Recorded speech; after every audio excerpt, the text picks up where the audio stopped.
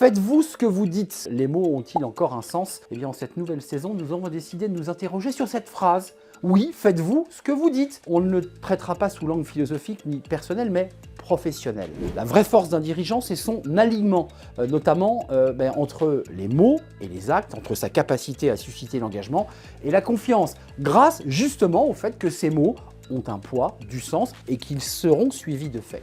Avouons-le, ce n'est pas toujours simple de faire ce que l'on dit, notamment dans les situations où l'entreprise connaît des difficultés ou traverse une mauvaise passe. Mais ne vaut-il pas mieux un langage de vérité, une forme de sincérité face à la situation, qu'une communication trop bien huilée, sans contenu et ne révélant absolument pas votre engagement? Un détail dans ce type de parole, elle vous oblige à beaucoup la préparer, à choisir vos mots, votre posture, votre capacité à coller à l'émotion ou à l'intensité de votre propos. Enfin, l'émotion, puisque j'ai utilisé ce mot, est un produit à manier avec beaucoup de précaution. L'émotion mal maîtrisée va vous envahir, va vous submerger et peut-être même vous faire perdre le message originel. L'émotion doit être canalisée, utilisée avec un tout petit peu de distance. Enfin, si nous inversions le propos, dites ce que vous faites.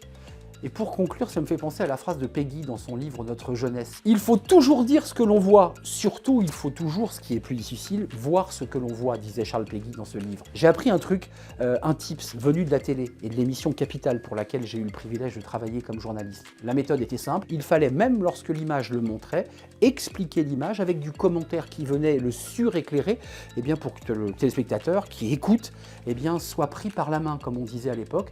Et c'est une méthode réussie car l'émission a connu un vif succès. Dites ce que l'on fait ou ce que l'on va faire est une excellente méthode pour guider vos équipes et leur donner un cadre sécurisant, les rassurer tout simplement pour qu'ils puissent s'investir. Je vous dis à très bientôt pour une prochaine chronique de Coach Arnaud. D'ici là, restez fidèles à tous les programmes de Be Smart for Change.